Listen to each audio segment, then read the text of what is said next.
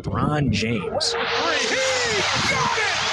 Dolente wesh with a big shot. Making over $16 million to a homeless man on the side of the street. I'm not the leader. All game. This is Dolente West's story.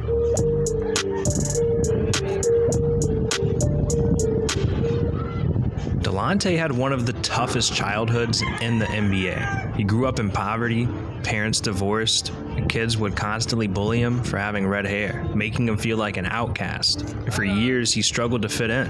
The only thing Dolente had was basketball. That's what gave him his ego, his identity.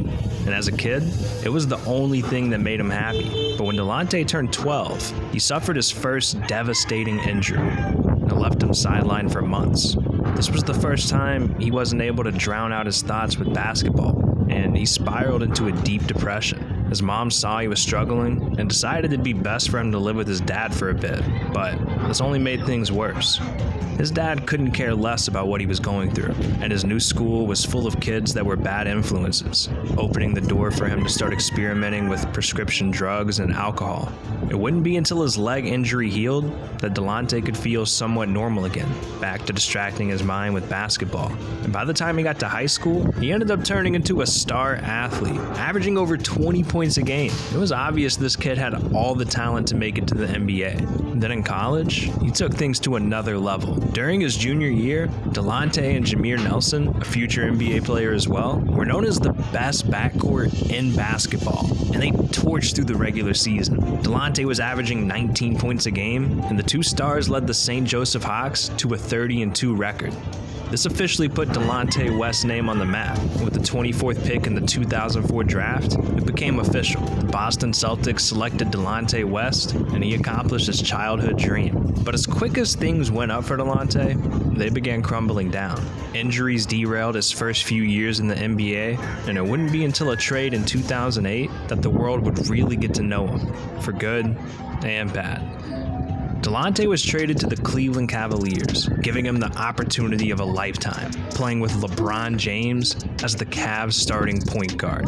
This was the moment he was waiting for, but his years with the Cavs would also be filled with controversy. It started with him lashing out at teammates during the preseason, which made the Cavs force Dolente to take a break and talk with a doctor. He ended up being diagnosed with bipolar disorder. This meant Dolente would have extreme emotional highs and lows, so he started taking medication, talking to professionals, and learning to live with this. But that was just the beginning of his troubles. Behind the scenes, Dolente had a secret life that no one knew about. In September 2009, he was arrested Yung mga pimple marks ko, ang bilis niyang mawala. In as fast as 3 days. while riding through DC on his motorcycle. He was pulled over and had 3 different guns on him. And with that, Dolente's name was in headlines everywhere. People started questioning what was going on in his life. He ended up getting a slap on the wrist, sentenced to 8 months of house arrest, 2 months of probation, and 40 hours of community service. Then the following season, Dolente was involved in a controversy that not only left a stain on his legacy, but also LeBron's. The Cavs went into the 2009-2010 playoffs with the best record in the NBA, and LeBron was on a mission to get his first ring. But after going up 2-1 in the semifinals against the Celtics, the Cavs lost 3 straight games and were knocked out. LeBron went from an MVP player to disengaged, and sports shows immediately jumped on the story of LeBron's meltdown, trying to figure out what happened.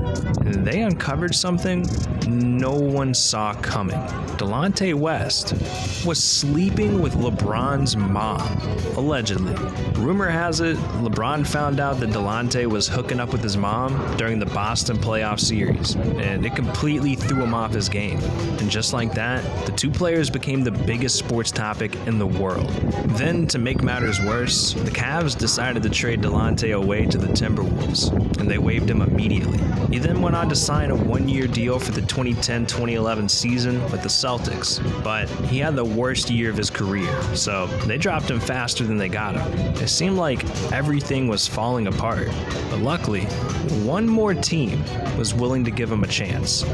The Dallas Mavericks. They saw some value in the years of experience he had playing alongside LeBron James. So, the Mavs signed Dolente to a one-year deal for the 2011-2012 season. But this season was one of the most controversial in NBA history, and it put Dolente in a position he hadn't been in since his middle school days. The NBA officially went into a lockout during the 2011 offseason due to players and owners not being able to reach an agreement with the players' union. This meant no teams could sign or trade players weren't allowed to use team facilities, and no one was being paid. For the first time in Dolente's career, he wasn't getting a consistent paycheck, and it turned out he hadn't been handling his money well at all. Dolente and his family had $1 million 8-bedroom mansion in DC, and he could barely afford that when he was getting paid.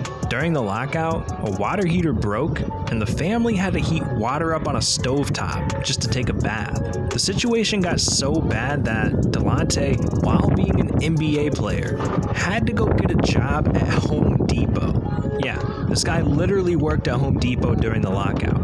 He was disgusted with himself, and he wanted to get rid of anything that made him feel like a failure. So Dolente started selling every single piece of memorabilia he had. It got so bad that when Dolente couldn't find a buyer, he would just throw the memorabilia away, just trying to erase all the pain he was going through. This lockout was one of the most difficult times in Dolente's life, but luckily, it was short-lived. And by January 2012, the NBA was back in session, and Dolente still had an opportunity with the Mavericks. After hitting rock bottom, Dolente was given one last chance to turn things around. The only question now was, can Dolente actually bounce back? Even with everything going on personally, Dolente proved he could still be a solid role player in the NBA, bringing his numbers back up to nearly 10 points a game throughout the 2011-2012 season. But Dolente was still struggling personally. His criminal record kept him from getting a place in Dallas, so he was forced to sleep in his car and even the Dallas locker room. Luckily, he was working for a guy who seems to genuinely care about his people, Mark Cuban. And as soon as Mark heard about Dolente's situation, he went and got him a place approved. Dolente seemed like he had a great setup here in Dallas, but still, he couldn't stay out of his own way. Going into the 2012-2013 season, Dolente signed another one-year contract with the Mavs, and he was playing hard during the preseason games. A little too hard. He started snapping at not just officials, but his teammates. And this all hit a boiling point on October 15th. After a preseason loss, Dolente went ballistic on his teammates in the locker room. And the Mavs had enough, so they suspended Dolente for conduct detrimental to the team as a warning shot. But just 10 days later, Dolente blew up on his teammates again after another preseason loss. So the Mavs hit Dolente with another suspension. And just a few days later, he was waived from the team, officially marking the end of his NBA career. At the time, Dolente was renting an apartment with a balcony that overlooked the Mavericks arena. And Dolente sat up on that balcony for days, watching fans pile into the arena, crying his eyes out, thinking about what could have been. But he had to move on.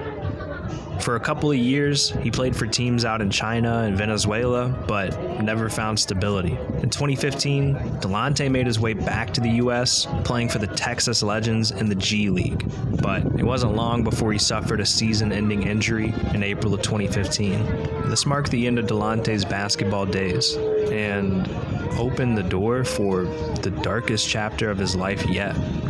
Dolente West completely disappeared. No one was talking about him. No one had any idea what he was up to until these pictures went viral in 2016. A fan ran into Dolente at a gas station and recognized him, so he wanted a picture, but what he got was a weird experience. The fan posted these pictures with the caption, "Bro had a hospital robe on like he escaped from the psych ward or something." I asked what happened, and he said life. Damn. It's clear just looking at these pictures that he wasn't on planet Earth. Nowhere close. I wouldn't call him homeless here though. It looked like he was going through a lot, and it was taking a toll on him for sure, but homeless? Not yet. After these pictures went viral, we wouldn't hear the name Dolente West for years. No one knows what he was doing. All we know is that the next time we saw him, he was in a graphic viral video being attacked in the middle of a highway. This started going viral in early 2020, and there is a part 2 of the aftermath showing Dolente West shirtless, handcuffed, and in a rage. I'm the leader of the motherfucking goddamn Navy SEALs. And the Army, and the Navy. I'm motherfucking President Trump. I'm the real president. I'm not the leader of all the gangs. What happened? At this point, it was more than clear. Dolente West needs help immediately. And as these videos went viral, Dolente's former college teammate Jameer Nelson posted this message online, begging for Dolente to get help and spreading awareness on how serious mental health really is.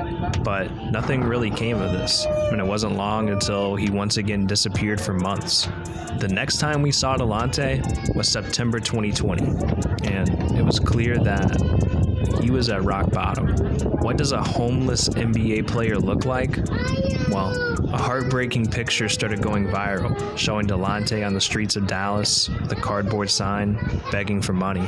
This time, when Dolente went viral, things felt different. This picture took the internet by storm, and the NBA world started rallying together to try to get Dolente some help. Anyone and everyone that ever met Dolente was posting online, begging for someone to get him help or offering it. Even LeBron wanted to fly Dolente out to LA and offered to spend whatever money it took to get him back on his feet, but no one could find him.